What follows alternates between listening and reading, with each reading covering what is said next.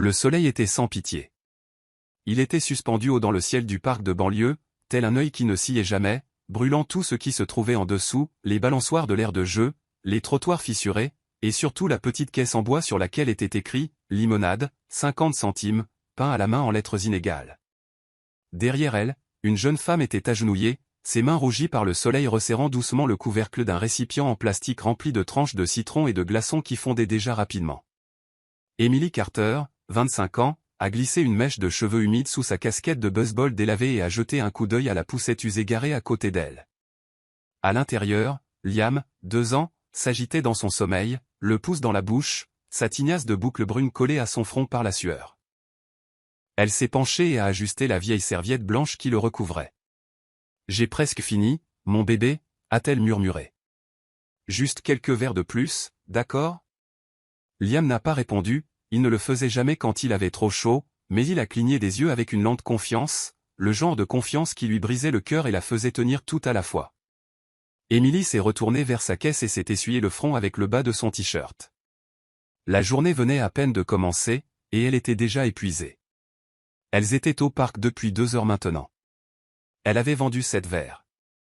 Ça faisait $3,50. Le loyer était dû dans 2 jours. Les factures étaient déjà en retard. Il ne restait que 2 couches. Pourtant, elle souriait aux rares passants, des parents avec des cafés glacés, des adolescents rivés à leur téléphone, des joggeurs avec des écouteurs, sans temps à perdre pour une limonade de trottoir bon marché. Emily s'était habituée à l'invisibilité. Son genre était facile à ignorer. Ça n'avait pas toujours été comme ça. Autrefois, elle avait des rêves. Un diplôme d'infirmière. Une bourse d'études. Un petit ami qui lui avait promis l'éternité. Mais l'éternité ne payait pas le lait maternisé. L'éternité a disparu au moment où elle est tombée enceinte. Maintenant, elle vendait de la limonade sur des trottoirs brûlants, espérant que les gens en achèteraient juste pour se rafraîchir ou pour apaiser leur culpabilité. Une voiture de luxe noire est entrée dans le parking de l'autre côté de la rue, sa carrosserie brillante captant la lumière du soleil comme un miroir. Emily n'y a pas prêté beaucoup d'attention au début. Les gens riches n'achetaient pas de limonade aux filles comme elle. Ils allaient dans des cafés climatisés avec des gobelets de marqués des noms comme Zest Bar ou Le Mont Lab. Pourtant, quelque chose dans la façon dont l'homme est sorti de la voiture a attiré son attention.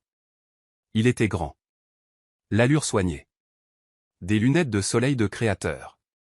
Une chemise grise boutonnée, les manches retroussées jusqu'au coude. Mais ce n'était pas la richesse qui a arrêté son cœur. C'était la ligne de sa mâchoire. Sa démarche. La façon dont il s'est tourné vers son stand comme si quelque chose venait de l'attirer. La gorge d'Emily s'est asséchée. Jason. Non. Ce n'était pas possible. Pas ici. Pas maintenant. Mais l'homme a commencé à marcher vers elle, lentement et avec curiosité, traversant le parc comme s'il avait tout le temps du monde. Elle a baissé les yeux, faisant semblant de compter sa monnaie, le cœur battant si fort qu'elle était sûre que Liam pouvait l'entendre. Quand elle a relevé les yeux, il était là. « Il fait chaud », dit-il en enlevant ses lunettes de soleil. Sa voix. C'était lui. Son corps s'est figé. Son cerveau a hurlé. Sa bouche a dit « oui ». « Je peux vous servir un verre ?» Il a hésité une fraction de seconde, juste assez longtemps pour lui faire croire qu'il pourrait la reconnaître. Puis il a souri poliment. « Bien sûr. Une limonade serait parfaite. » Les mains d'Emily tremblaient alors qu'elle remplissait le petit gobelet en carton. Ne pas renverser. Ne pas pleurer. Ne rien laisser paraître. Elle le lui a tendu. Il a pris une gorgée, grimaçant de manière enjouée. Waouh! C'est du vrai citron. Elle s'est forcée à sourire. Oui. Pas de bombe de sucre ici. Jason a regardé la poussette. Liam somnolait toujours, les joues rouges de chaleur. C'est le vôtre? Emily a hoché lentement la tête. Mon fils. Quelque chose a vacillé sur le visage de Jason. De la surprise. De la sympathie. De la reconnaissance. Non. Juste une curiosité passagère. Vous me dites quelque chose, dit-il en l'étudiant. On me le dit souvent, a-t-elle menti, l'estomac noué. Jason a sorti de son portefeuille un billet de 20 $ impeccable et le lui a tendu. Gardez la monnaie. Ses yeux se sont écarquillés. Monsieur, ce n'est que 50 centimes. J'insiste. Avant qu'elle ne puisse protester davantage, il a de nouveau souri. Bonne chance pour tout. Et puis il est parti. Retournant à sa voiture noire. Retournant à la climatisation, aux salles de réunion et au jet privé. Émilie est restée figée, tenant le billet de 20 $ comme s'il s'agissait d'un charbon ardent.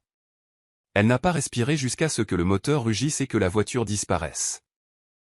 Puis elle s'est affalée sur l'herbe à côté de la poussette de Liam, le cœur battant dans sa poitrine. Il ne l'avait pas reconnu. Après tout. Après les promesses. Après les lettres. Après le bébé. Rien. Pas une lueur. Pas un éclair de mémoire. Pas même son nom. Elle a regardé son fils. Jason Carter venait d'acheter de la limonade à son propre enfant. Et il était parti. Jason Carter s'est adossé au siège en cuir de sa Bentley, le goût acidulé de la limonade persistant sur sa langue. Elle était vive, naturelle, presque trop réelle, contrairement à la perfection polie à laquelle il était habitué. Pourtant, quelque chose à propos de ce moment au stand continuait de le tirailler. Son visage. La façon dont elle l'avait regardé, non pas avec admiration ou flirt comme la plupart des femmes, mais avec retenue. Peut-être même avec douleur. Il a retourné cette pensée dans son esprit alors que la ville défilait derrière la vitre. Il était venu à Brookhaven pour s'échapper. Après que ses fiançailles eurent implosé en direct à la télévision, sa fiancée le traitant émotionnellement en faillite, avant de quitter la scène, Jason avait besoin de silence, de distance et d'aucune caméra. Son équipe de relations publiques avait réservé le manoir qu'il occupait maintenant pour une semaine, piscine, allée privée, cuisine approvisionnée, tout le confort. Mais peu importe combien d'argent il dépensait en distraction, quelque chose sonnait toujours creux.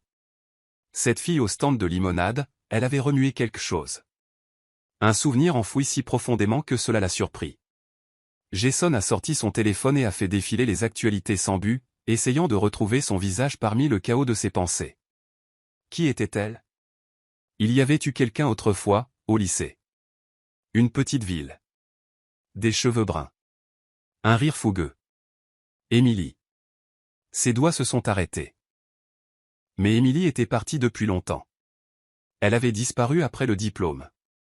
Son père s'en était assuré. À l'époque, Jason était le golden boy, le gosse de riche qui sortait avec la fille discrète et boursière venue d'un milieu modeste. Ils avaient passé des nuits dans sa Jeep, allongés sous les étoiles, rêvant d'un avenir ensemble. Je monterai une entreprise, avait-il murmuré une fois, et tu seras infirmière.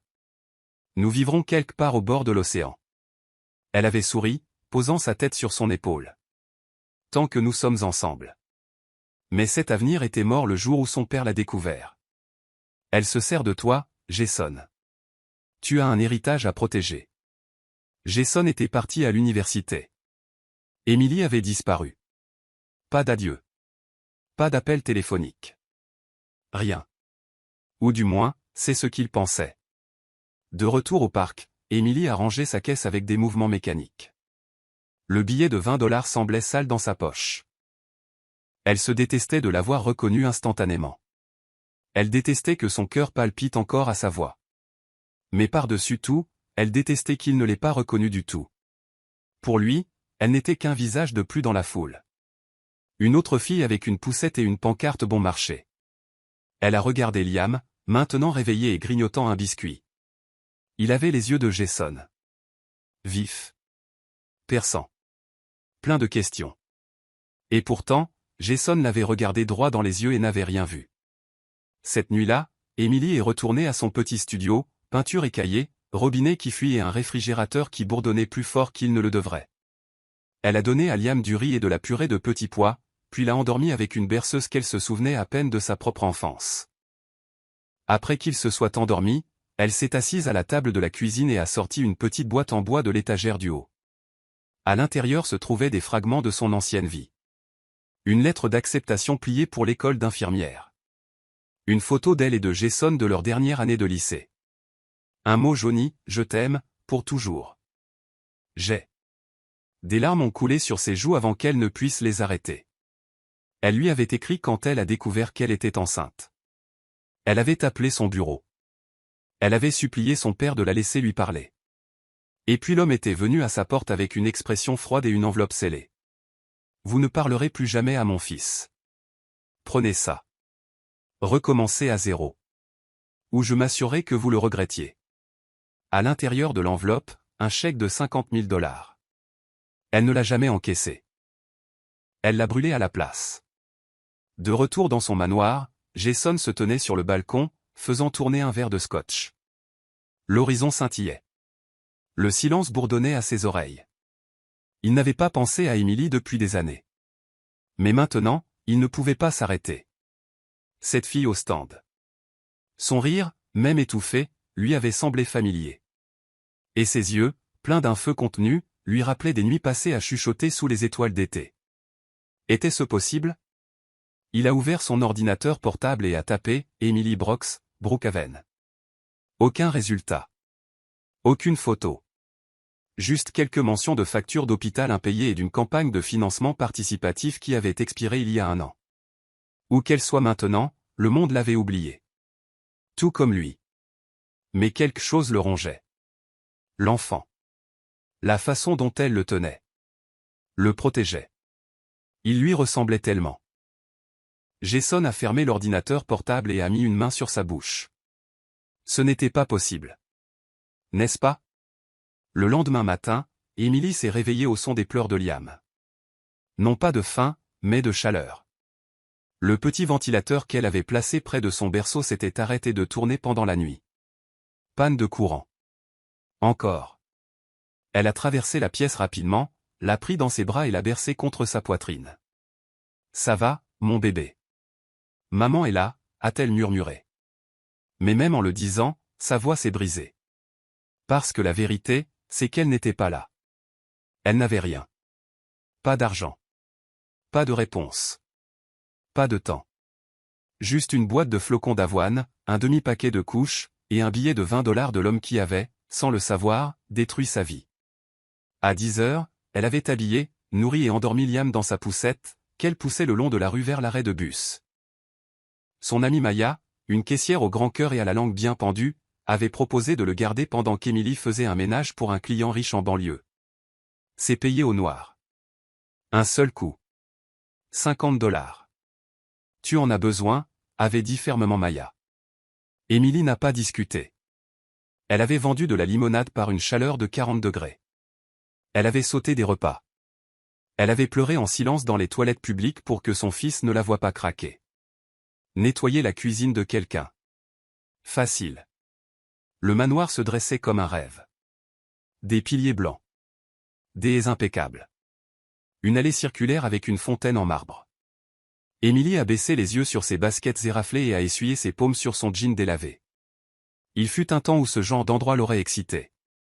À l'université. Quand elle imaginait que le succès signifiait la sécurité, la fierté, la paix. Maintenant, cela la fatiguait simplement.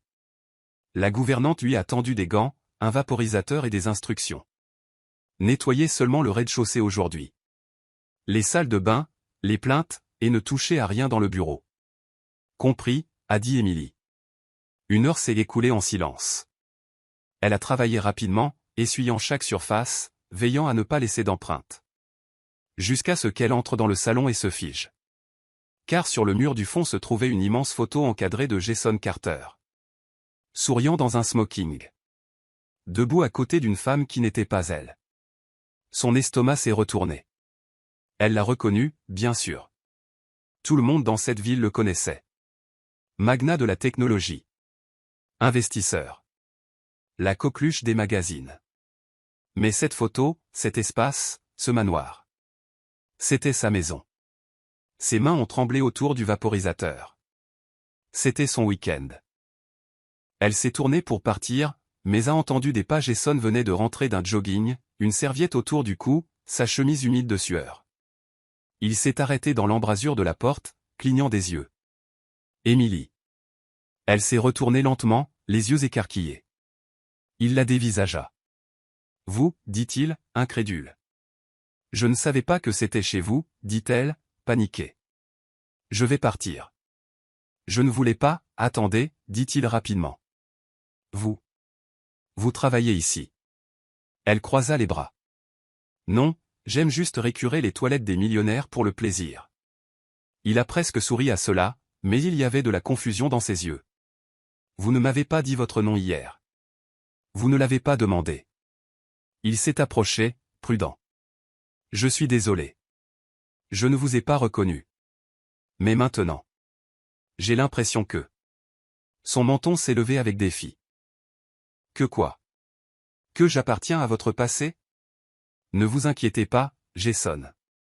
C'est le cas. Son souffle s'est coupé. Jason. Elle l'avait dit avec le genre de précision que seul quelqu'un qui vous a aimé peut avoir. On se connaît, demanda-t-il, stupéfait. Sa voix s'est brisée. On se connaissait. Il y a longtemps. Il y eut un silence entre eux. Épais et lourd. Émilie s'est tournée pour partir, le cœur battant. Attendez, a-t-il répété. Au moins, dînez avec moi. Elle a regardé par-dessus son épaule, stupéfaite. Dîner? Je veux comprendre, a-t-il dit doucement. S'il vous plaît. Émilie a hésité. La chose intelligente à faire était de franchir cette porte et de ne jamais se retourner. Mais son compte en banque était à découvert.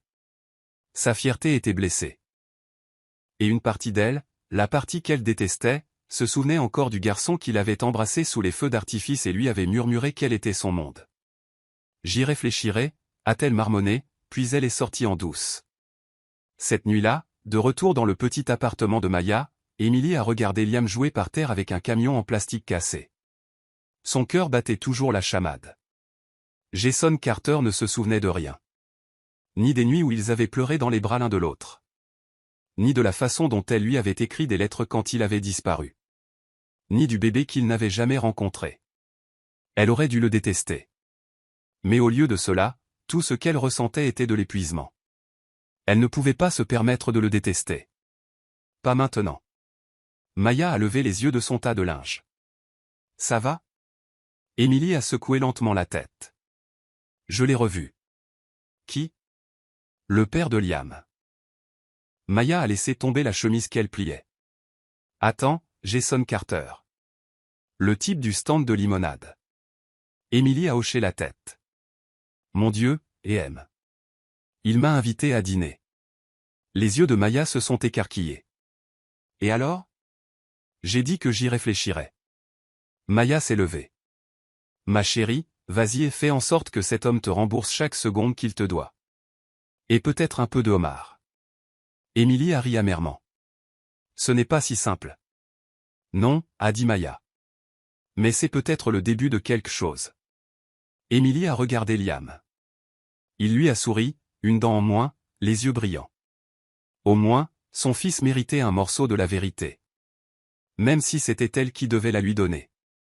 Émilie se tenait devant le miroir, son reflet à moitié éclairé par l'unique ampoule qui vacillait dans la salle de bain. Sa robe était simple, une robe portefeuille bleu marine qu'elle avait empruntée à Maya. Elle lui serrait la taille juste ce qu'il fallait et dissimulait l'épuisement dans ses yeux. Elle a appliqué une douce nuance de rouge à lèvres, puis s'est arrêtée. « Pourquoi je fais ça ?» a-t-elle murmuré. Elle connaissait la réponse. Pas par amour. Pas pour tourner la page. Pour survivre. Et peut-être, juste peut-être, pour Liam. Jason avait envoyé une voiture. Une berline de luxe noire attendait devant son immeuble, son chauffeur poliment silencieux alors qu'elle montait à l'intérieur. Elle sentit des regards sur elle, non pas jugeurs, juste curieux. Elle ne ressemblait pas au genre de femme que les milliardaires invitaient habituellement à dîner. Mais Jason Carter l'avait demandé. Personnellement. Le trajet ressemblait à un rêve, ou à un piège. Elle n'était pas sûre. Le restaurant était un de ces endroits sans nom sur la porte. Juste un service de voiturier, de hautes portes en verre, et un maître d'hôtel qui a hoché la tête dès qu'elle est entrée. Par ici, madame. Jason était assis à une table près de la fenêtre, vêtu de noir. Discret mais impeccable. Il s'est levé quand il l'a vue, souriant avec quelque chose qu'elle ne pouvait pas identifier. De la nostalgie. De la culpabilité. Du désir. Tu es venu, a-t-il dit. Tu as demandé, a-t-elle répondu. Il a tiré sa chaise doucement. Merci. Ils se sont assis. Les menus sont arrivés. L'eau a été versée.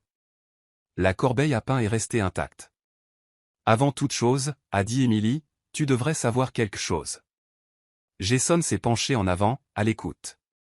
Je ne suis pas là pour ton argent. Il a hoché lentement la tête. Bien. Parce que je ne te le propose pas, elle a cligné des yeux, ne sachant pas si c'était un défi ou un réconfort. Je veux des réponses, Émilie, a-t-il dit. Je te connais. Je ne sais juste pas pourquoi. Ses doigts ont tremblé sous la table. Tu ne te souviens vraiment pas de moi? Jason a secoué la tête, la honte colorant sa voix. Non. Mais quand tu as dit mon nom dans cette maison, j'ai ressenti quelque chose. Comme un déjà-vu. Ou une erreur que j'avais oublié d'avoir commise. Les yeux d'Émilie ont brûlé. Tu en as fait beaucoup. Il a dégluti difficilement. Raconte-moi. Alors elle l'a fait. Pas tout, pas encore, mais assez pour calmer le chaos. Ils s'étaient rencontrés à l'université. Elle était la fille de nulle part avec de l'ambition dans les os.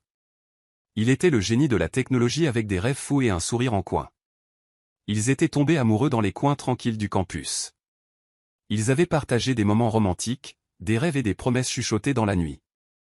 Et puis, un jour, il était parti. Une start-up a décollé.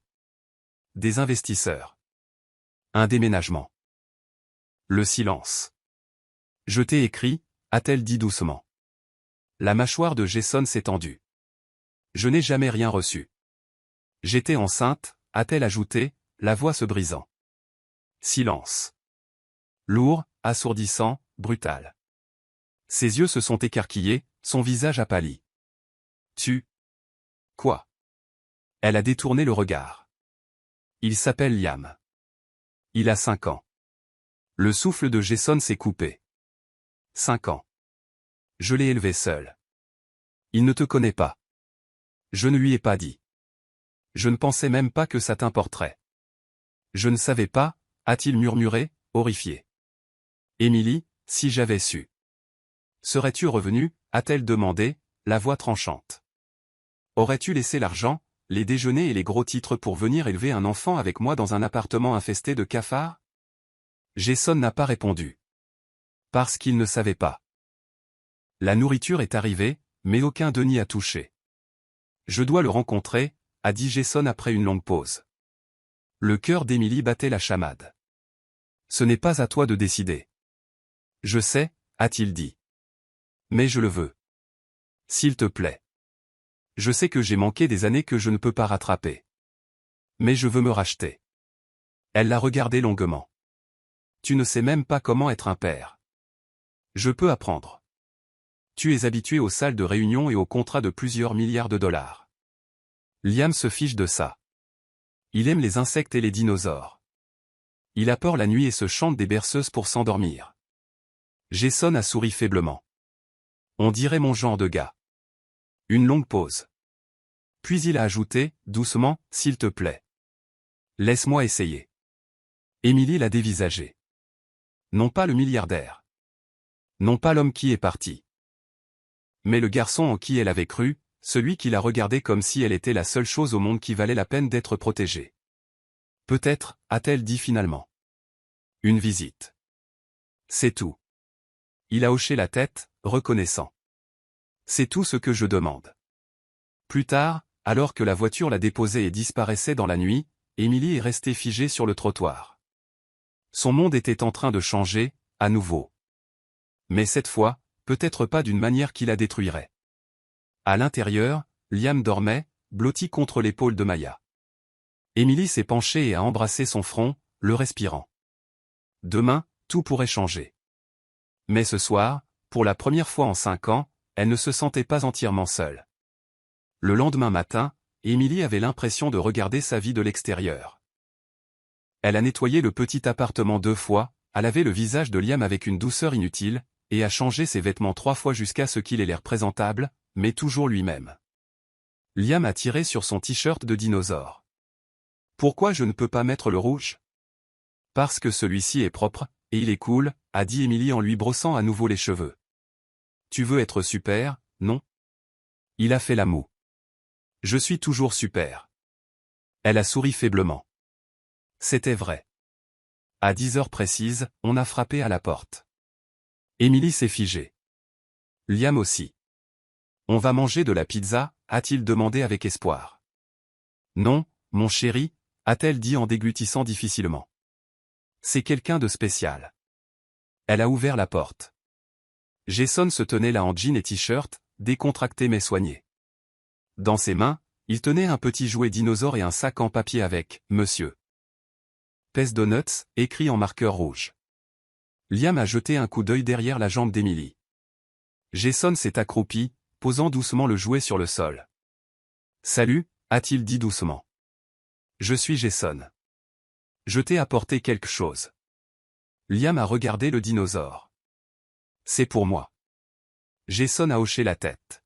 « Seulement si tu aimes les T-Rex. » Le visage de Liam s'est illuminé.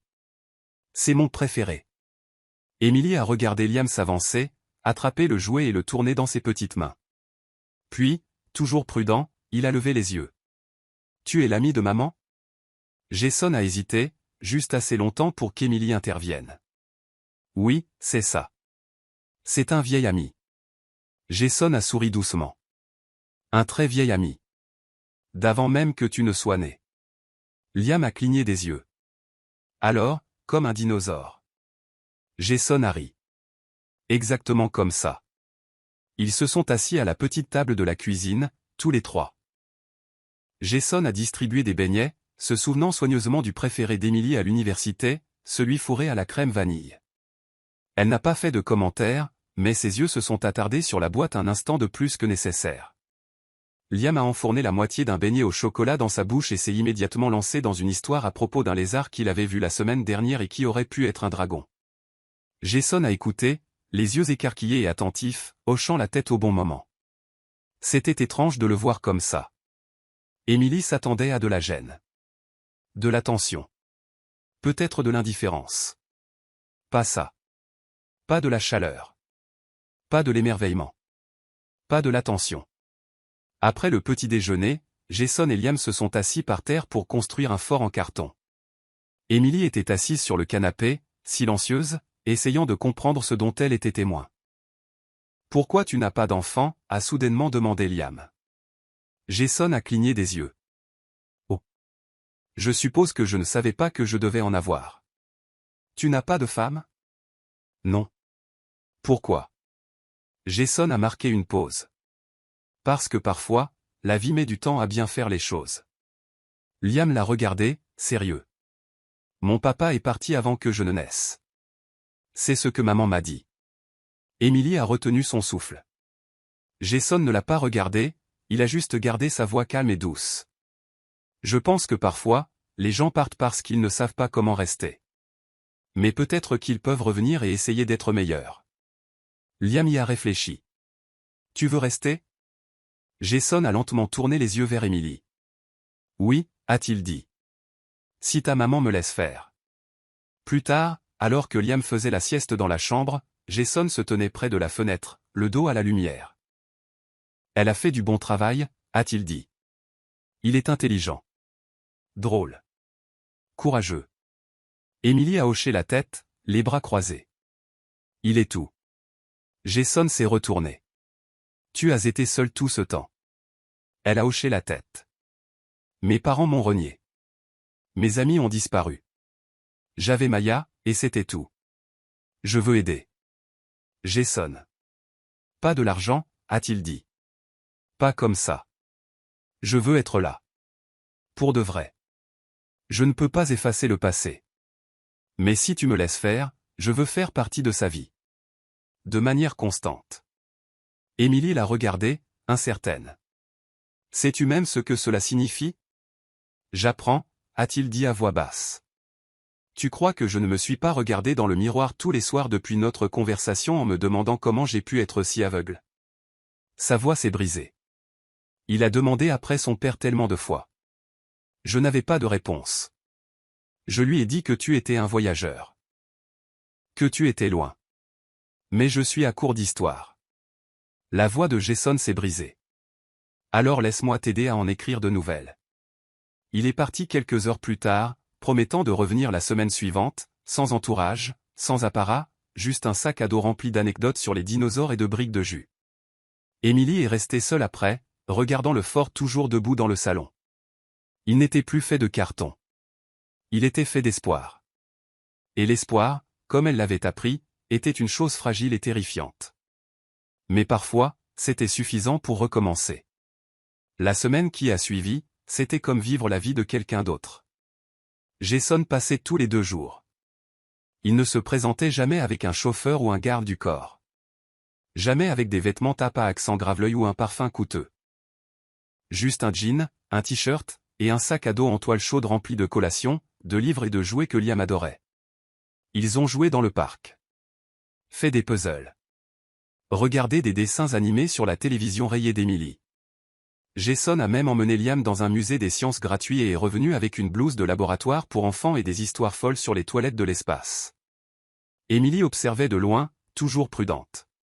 Toujours prête pour le moment où il disparaîtrait à nouveau. Mais il ne l'a pas fait. Pas encore. Un soir, après que Liam se soit couché, Emily a raccompagné Jason à sa voiture. Le ciel était lavande avec les dernières lueurs du coucher de soleil. La rue était calme. Et l'air entre eux était plus dense qu'il ne l'avait été depuis des années. J'avais oublié que tu plisses le nez quand tu réfléchis, a dit doucement Jason, s'appuyant contre sa voiture. Elle l'a regardé vivement. J'avais oublié que tu mâchouillais tes capuchons de stylo pendant les examens, a-t-elle rétorqué. Ils ont tous les 2 ri, un peu surpris par la douceur soudaine entre eux. Ça me manque, a admis Jason. Emily a baissé les yeux. Beaucoup de choses ont changé. Je sais. Et je ne veux pas faire semblant que ce n'est pas le cas. Il a marqué une pause. Mais je tiens toujours à toi, et aime. Ça n'a jamais disparu. Elle a dégluti difficilement. Ne dis pas ça si tu ne le penses pas, je le pense. Un silence s'est installé. Long, tendre. Dangereux. Et puis, un éclair de lumière soudain. Clic et clic. Émilie s'est retournée rapidement, une ombre a traversé le coin, disparaissant derrière une voiture. C'était quoi, ça, a-t-elle murmuré.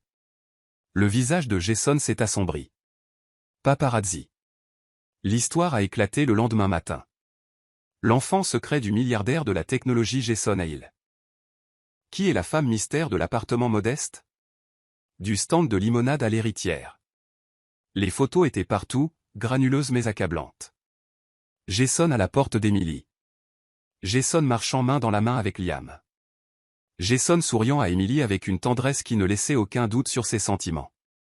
Le téléphone d'Emily n'arrêtait pas de sonner. Sa boîte de réception était inondée. Le propriétaire est passé, agacé et curieux. Et en milieu d'après-midi, 2 journalistes campaient devant son immeuble. Jason est venu dès qu'il a vu les nouvelles. Il portait une casquette de baseball et des lunettes de soleil, mais Emily l'a tiré à l'intérieur avant que quiconque ne le voie à nouveau. C'est une catastrophe, a-t-elle murmuré. Je suis vraiment désolé, a-t-il dit. Je n'ai pas réfléchi. Non. Tu n'as pas réfléchi. Sa voix s'est brisée. C'était ma vie. Calme. Sûr. J'ai travaillé dur pour construire quelque chose de stable pour Liam. Maintenant, c'est un cirque. Je vais arranger ça, a-t-il promis. Comment? Je vais faire une déclaration publique. Je vais gérer la presse. Je vais faire comprendre que toi et Liam êtes hors limite. Et s'il n'écoute pas? Jason l'a regardé, les yeux féroces. Alors je rachèterai tout le groupe de presse. Elle a cligné des yeux. Jason. Je suis sérieux. Je ferai tout ce qu'il faut pour vous protéger tous les 2. Plus tard dans la nuit, Jason a tenu une conférence de presse devant le siège de son entreprise. Le monde a regardé en direct alors qu'il se tenait à un pupitre, calme et mesuré. J'ai fait des erreurs quand j'étais plus jeune. Mais récemment, j'ai renoué avec quelqu'un qui compte plus pour moi que les mots ne peuvent le dire. Elle est forte, gentille, et a élevé un fils magnifique, quelqu'un qui m'est profondément cher. Je vous demande de respecter leur vie privée alors que nous traversons cette période, en tant que famille. Pas de questions. pas de drame. Juste la vérité. Émilie a regardé la scène sur son petit écran, le cœur battant. Il ne l'avait pas nommée. N'avait pas revendiqué la paternité. Mais il les avait défendus d'une manière qu'elle n'aurait jamais attendue. Et cela l'a fait se demander. Était-il sérieux cette fois? Ou jouait-il simplement un autre rôle, celui que le monde attendait de lui? Le lendemain, on a de nouveau frappé. Mais ce n'était pas Jason. C'était Miranda Langston, grande, glaciale, et vêtue de beige de créateur de la tête aux pieds. L'ex-fiancée de Jason. Émilie a ouvert la porte avec précaution. « Je peux vous aider ?» Le sourire de Miranda n'a pas atteint ses yeux. « Vous devez être Émilie. J'ai vu votre stand de limonade. C'est charmant. » La colonne vertébrale d'Émilie s'est redressée. « Que voulez-vous ? Je veux m'assurer que vous comprenez votre place dans tout ça, » a dit froidement Miranda. Jason a une vie. Un avenir. Un siège au conseil d'administration. Des investisseurs. Je me fiche de tout ça. Non, a dit Miranda, son sourire devenant plus cruel. Mais vous pourriez vous soucier que votre fils soit traîné dans les gros titres. Ou harcelé. Ou qu'on enquête sur lui. La mâchoire d'Émilie s'est crispée. Miranda s'est penchée. Jason s'est toujours senti coupable de vous avoir quitté. La culpabilité pousse les gens à faire des choses stupides. Mais ça ne dure pas. Le pouvoir, si. Alors si j'étais vous, je prendrais l'argent qu'il offre et je disparaîtrais. Émilie n'a pas bronché. N'a pas scié. Je ne vais nulle part, a-t-elle dit doucement. Et Jason peut parler pour lui-même. Le sourire de Miranda a vacillé. Émilie lui a claqué la porte au nez. Et pour la première fois depuis des années, elle ne s'est pas sentie petite. Elle s'est sentie prête. Émilie a à peine dormi cette nuit-là.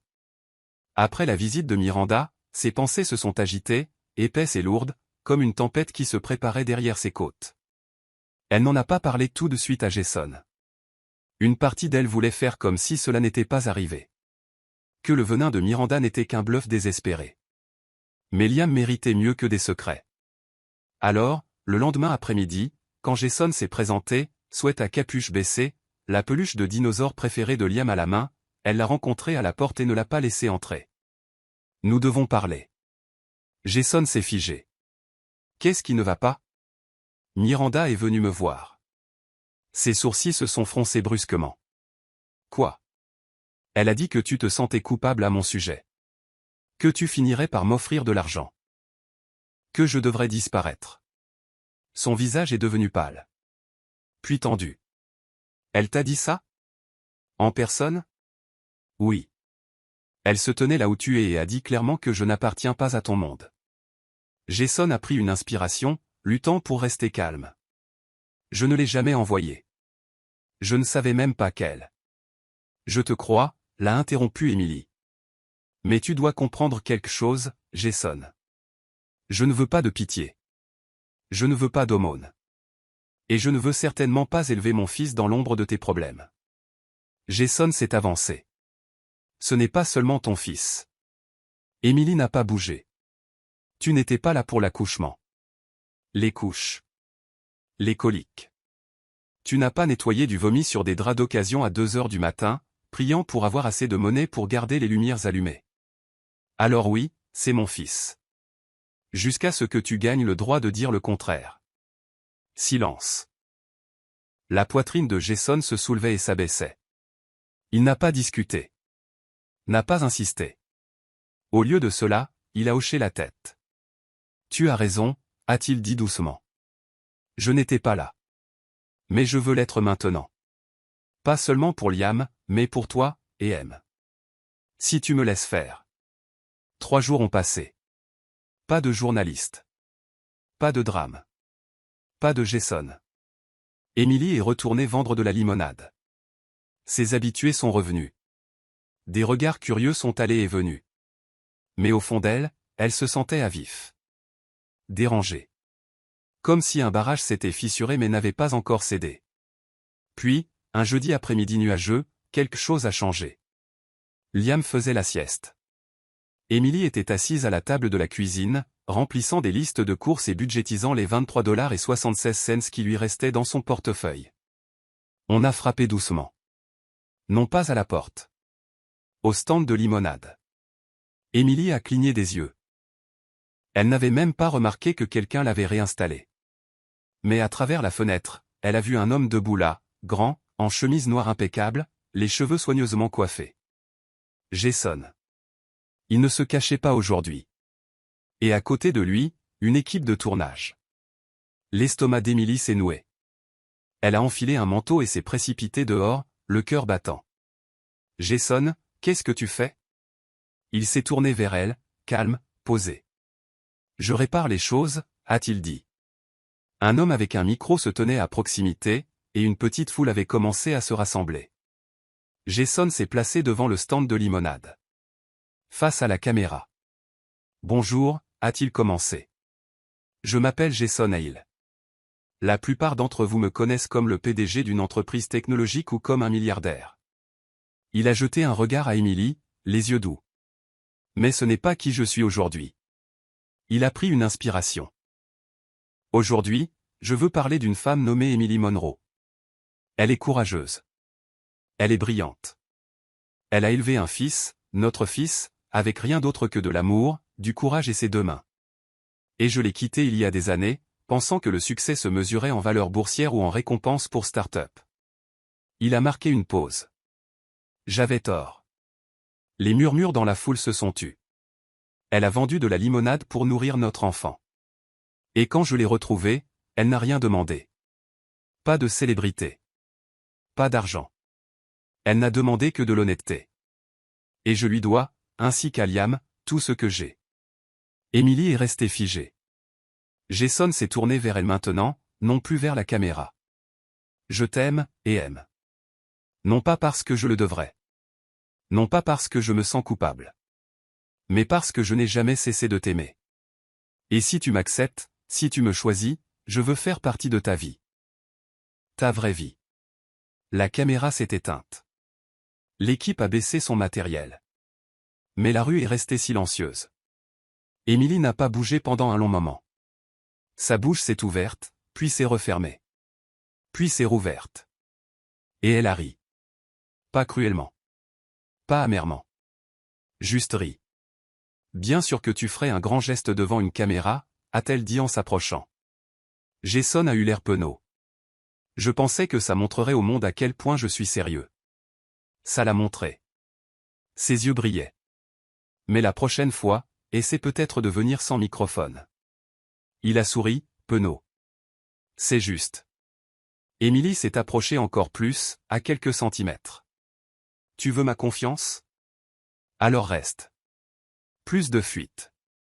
Plus de cachette. Même pas de toi-même. Jason a hoché la tête. Je ne vais nulle part. Elle l'a dévisagé, le souffle court. Alors entre. Liam est réveillé. Et il réclame son copain dinosaure. Jason a expiré, le genre de souffle qu'un homme laisse échapper quand le poids commence enfin à se soulever. Il l'a suivi à l'intérieur. Ce soir-là, après que Liam se soit couché, Émilie s'est assise à côté de Jason sur le canapé, les lumières basses, la pièce calme. Elle n'était pas sûre de ce que demain apporterait. Peut-être plus de gros titres. Peut-être plus de choix difficiles. Mais ce soir, l'homme qui lui avait brisé le cœur lui tenait la main. Et pour une fois, il ne ressemblait pas à un milliardaire ou à un symbole du passé. Il ressemblait simplement à un foyer. Émilie n'avait pas réalisé à quel point la vie pouvait changer rapidement. Un jour, elle raclait les fonds de tiroir pour acheter des couches, et le lendemain, son fils était assis sur les genoux d'un milliardaire, gloussant alors qu'il construisait un vaisseau spatial en Lego. Jason passait tous les jours maintenant. Pas de garde du corps. Pas de gros titres. Pas de motifs cachés. Juste lui. Aidant à faire la vaisselle. Lisant des histoires pour s'endormir. Apprenant à tresser la crinière en laine de la girafe en peluche de Liam parce qu'il faut qu'elle soit chic, papa. Papa. Ce mot avait frappé Jason comme la foudre la première fois que Liam l'a dit. Il s'était excusé pour aller aux toilettes, mais Émilie avait vu son reflet dans le miroir du couloir, la tête baissée, les mains tremblantes. Pourtant, tout le monde n'était pas ravi de leur petit monde. Un après-midi pluvieux, alors que Jason ramenait Emily et Liam de la bibliothèque, une élégante voiture noire s'est arrêtée à côté d'eux. Miranda en est sortie, un parapluie en équilibre sur ses cheveux blonds immaculés. L'estomac d'Emily s'est noué. La mâchoire de Jason s'est crispée. Les talons de Miranda ont cliqué vers eux, sa voix mielleuse. Jason. J'ai besoin d'un moment. Seul. Il a croisé les bras. Tout ce que tu as à dire, tu peux le dire devant Emily. Elle a adressé un faux sourire à Emily, puis est devenue froide. J'ai essayé la manière polie, a dit Miranda. Mais tu as fait ton choix. Alors laisse-moi être clair. Tu es en train de détruire ta réputation. Tes actionnaires paniquent. Nous nous préparons à publier des communiqués. Jason a haussé un sourcil. Des communiqués sur quoi? Elle s'est penchée plus près, la voix plus tranchante maintenant. Sur la façon dont ton petit projet de charité, a-t-elle ricané en direction d'Emily, t'a manipulé pour entrer dans une relation alors que tu étais émotionnellement instable. Que tu n'es pas apte à diriger. Jason n'a pas bronché. Vas-y et publie-les. Emily s'est raidie. Jason. Non, a-t-il dit, ferme. Laisse-la faire. Parce que j'en ai fini de me cacher, et aime. J'en ai fini de m'excuser de t'aimer. Si mon conseil d'administration ne peut pas accepter que j'ai une famille, je trouverai de nouveaux partenaires. Miranda le dévisagea, stupéfaite. Puis elle se tourna vers Emily, la fureur bouillonnant sous son sourire parfait. Ça ne finira pas bien pour toi.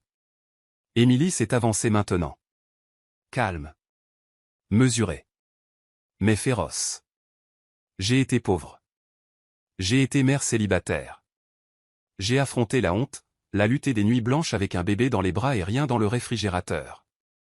Alors vas-y, Miranda. Essaie. Leurs regards se sont croisés. Miranda a scié la première.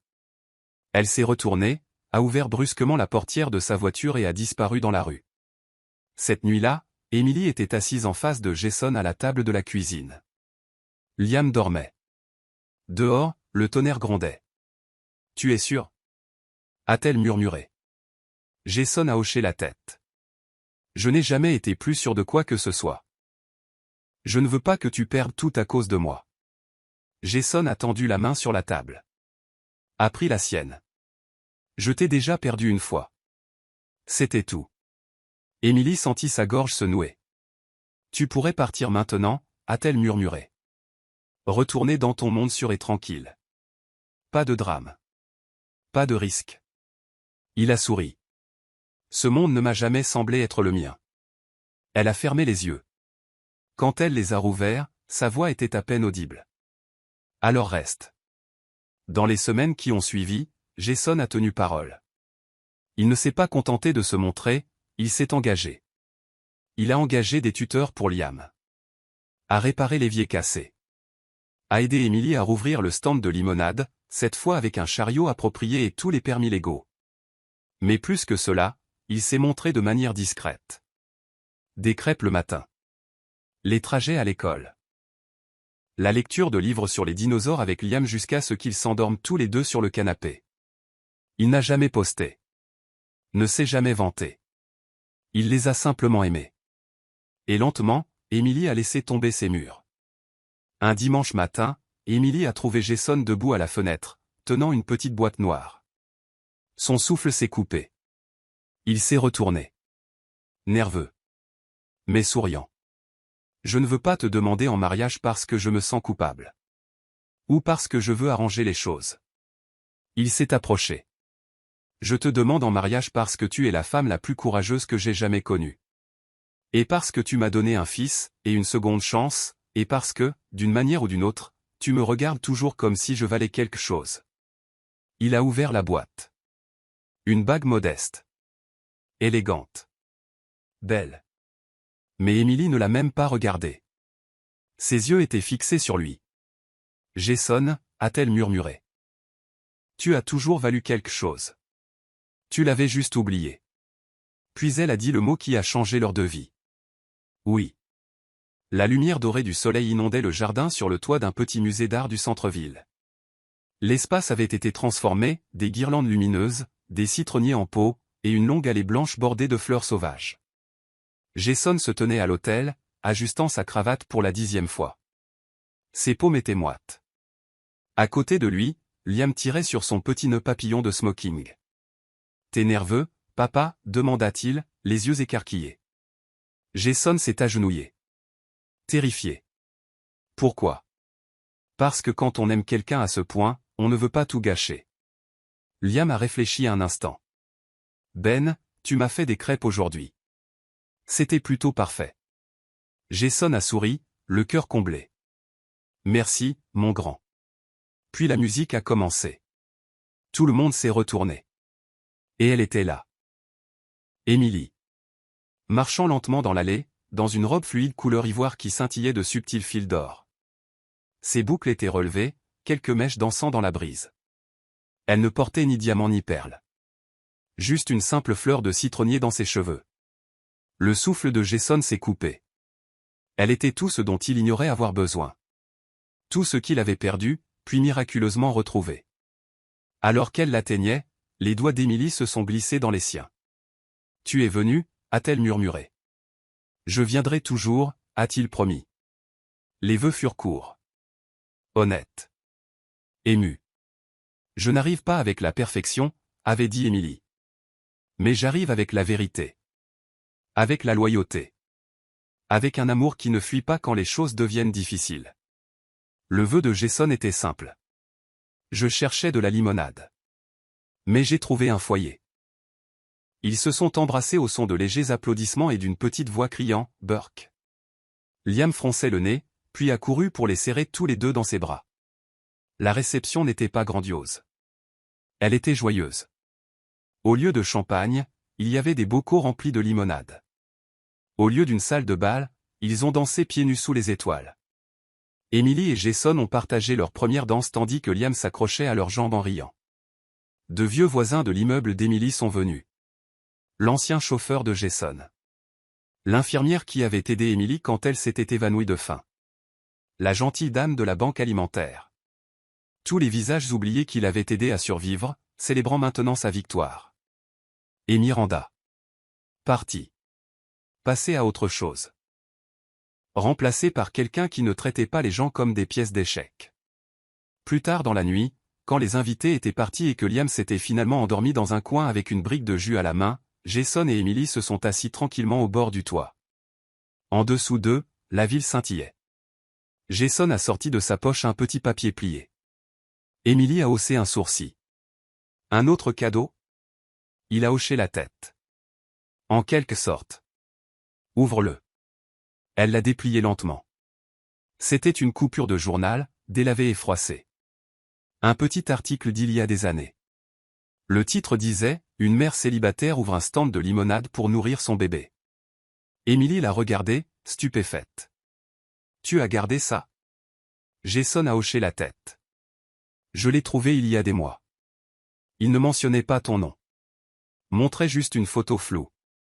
Mais je savais que c'était toi. » Sa voix s'est brisée. « Pourquoi n'as-tu rien dit ?» Parce que j'ai réalisé à ce moment-là tout ce que j'avais manqué. À quel point tu étais forte. Et je me suis promis que si je te revoyais, je mériterais le droit d'être à tes côtés. Émilie a ravalé ses larmes. Tu l'as déjà mérité. Ils sont restés assis en silence un moment, les mains entrelacées, la respiration lente. Puis Jason a murmuré, « À quoi penses-tu que ressemblera notre prochain chapitre ?» Émilie a posé sa tête sur son épaule. « Eh bien, » a-t-elle dit, « il commencera probablement par un petit garçon endormi qui se réveillera demain et demandera des crêpes. » Jason a gloussé. « Je peux gérer ça. » Et après ça, a souri Émilie. « Nous construirons une vie. Un pas honnête à la fois. » 5 ans s'étaient écoulés depuis le mariage sur le toit qui avait réuni une mère célibataire, son enfant et un milliardaire. Mais le temps n'avait pas émoussé la douceur de leur amour. Il l'avait seulement fait vieillir comme un bon vin. Ou peut-être comme une limonade qui avait encore le goût de l'espoir. Le soleil du petit matin se levait sur l'horizon de la ville, jetant une teinte dorée sur un coin de la ville à la fois confortable et animé. Le marché avait déjà pris vie. Les vendeurs installaient leurs étals. De la musique flottait des haut-parleurs, et des enfants sautaient entre les stands avec la joie insouciante que seule la jeunesse peut se permettre. Près de l'entrée se trouvait un stand pas comme les autres. Ce n'était pas le plus chic ni le plus grand, mais il brillait, au sens propre comme au figuré. Des parasols jaunes vifs offraient de l'ombre. Un comptoir en bois était sculpté de citrons peints à la main. Au-dessus de tout, une enseigne se balançait doucement dans la brise. La limonade de Liam. Fraîche. Honnête. La nôtre. Derrière le stand se tenait Liam, maintenant âgé de 9 ans, les yeux pétillants, les mains occupées à verser de la limonade dans des bocaux. Ses cheveux bouclés étaient plus longs maintenant, ses membres un peu plus dégingandés, mais son sourire n'avait pas changé. C'était toujours le soleil en bouteille. Une limonade au miel et au gingembre, ça arrive. A-t-il lancé à un client. Derrière lui, Emily arrangeait des quartiers de citron tandis que Jason gérait la caisse avec un sérieux fin, vêtu d'un jean et d'un tablier de la marque. « Qu'est-ce que c'est » a demandé Jason au client, plissant les yeux devant un billet. « Un vin. Je peux vous rendre la monnaie ou vous donner 5 limonades de plus. » La cliente, une femme d'une trentaine d'années, a ri. « Gardez la monnaie. La meilleure limonade de la ville. » Jason a rayonné et a fait un clin d'œil à Emily. « C'est mon garçon. » Emily a levé les yeux au ciel mais a souri.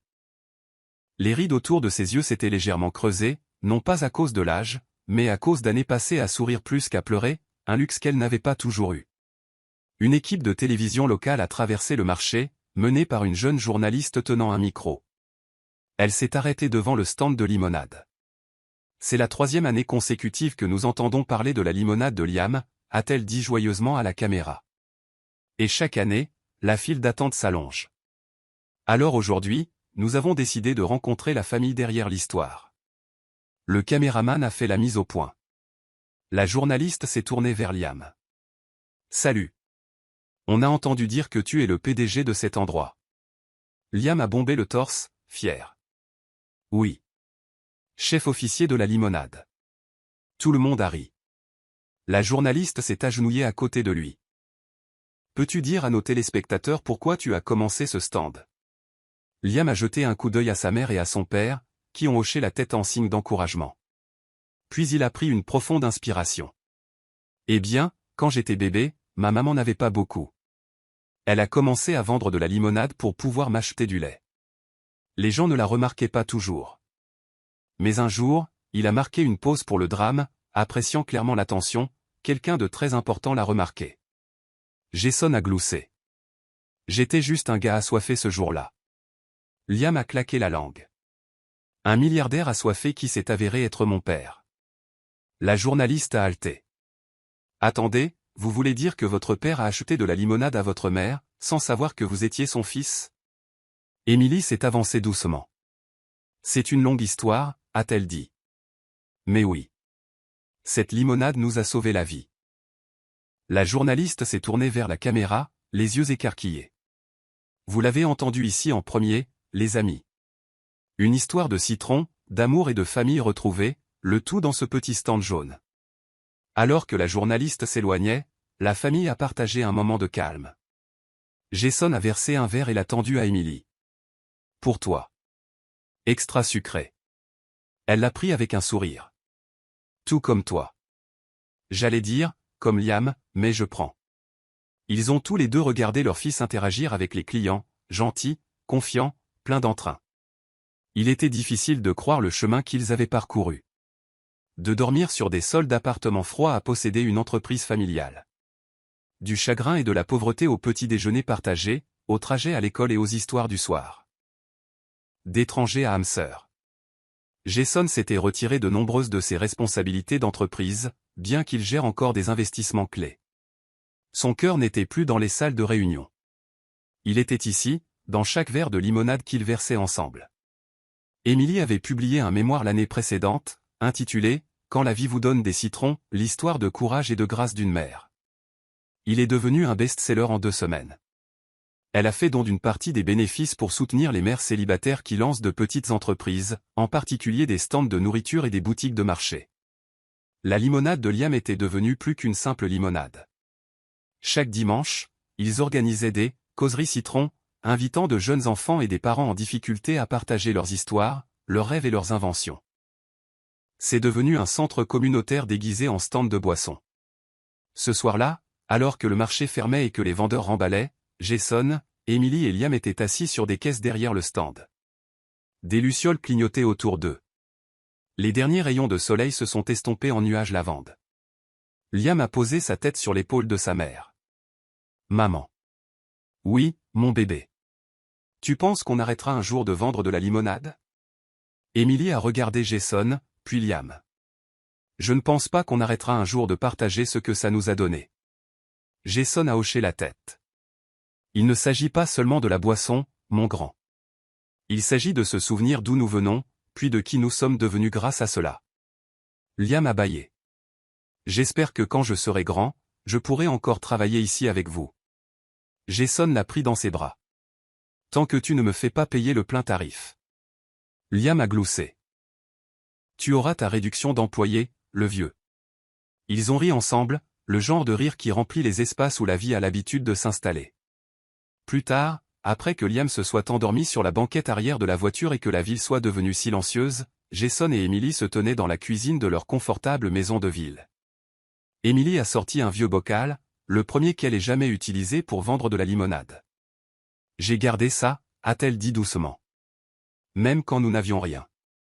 Je me suis dit que si nous perdions à nouveau tout, au moins j'aurais ça. » Jason l'a enlacé par derrière. « Nous n'allons pas le perdre », a-t-il murmuré. « Je sais », a-t-elle dit. « Mais ça me rappelle qui j'étais. Qui nous étions. À quel point je me suis battu pour nourrir Liam. Comment j'ai failli abandonner. » Jason l'a embrassé sur l'épaule.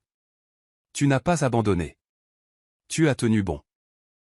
Et grâce à ça, nous avons tout. » Emily s'est retournée, les yeux brillants. « Promets-moi, si la vie redevient difficile. On la pressera », a terminé Jason. Elle a ri à travers ses larmes. « Presser quoi ? » Les citrons. On les pressera jusqu'à la dernière goutte. Ensemble. Dehors, l'enseigne de la limonade de Liam brillait encore dans le noir. Un simple rappel que certains héritages ne commencent pas dans des salles de réunion ou des châteaux. Parfois, ils commencent sur le trottoir, avec un bébé dans les bras et un bocal plein d'espoir.